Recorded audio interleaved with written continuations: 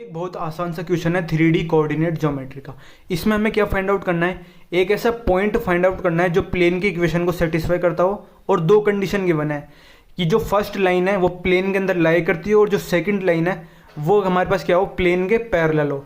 तो a plane containing the line first line x-1/1 y-2/2 z-3/3 और parallel to the line x/1 y/1 z/4 और point निकालना है हमें। तो देखो सबसे पहले मैं प्लेन बनाता हूँ और ये जो फर्स्ट लाइन है ये क्या करती है, प्लेन में लाई करती है। इसका डायरेक्शन वेक्टर लिख देते हैं। इसका मतलब क्या होगा, जो डायरेक्शन वेक्टर वो भी इस लाइन के अंदर लाई करेगा। अब जो सेकंड लाइन है वो क्या है, लाइन जो प्लेन है उसके पैरेलल है, तो ये इसके भी डायरेक्शन वेक्टर यहाँ पर हम लिख लेते हैं। वो कितना हो जाएगा, i cap plus j cap plus 4k cap. दोनों लाइन के हमने डायरेक्शन वेक्टर लिख लिए। अब समझो हमारे पास जो फर्स्ट प्लेन है उसका अगर हम नॉर्मल वेक्टर निकालना चाहे तो वो हम कैसे निकाल सकते हैं।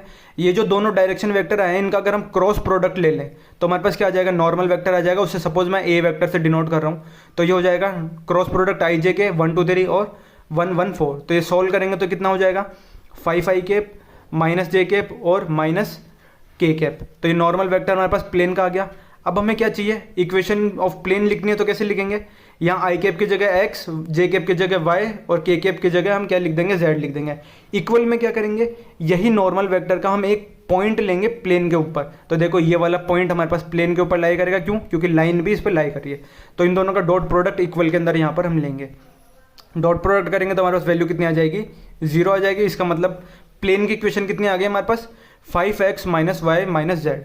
अब देखो 4 ऑप्शन गिवन है तो इनमें चारों पॉइंट्स को आप इनके अंदर एक एक पुट करके देखो, जो पॉइंट सेटिस्फाई करेगा वही हमारा आंसर होगा।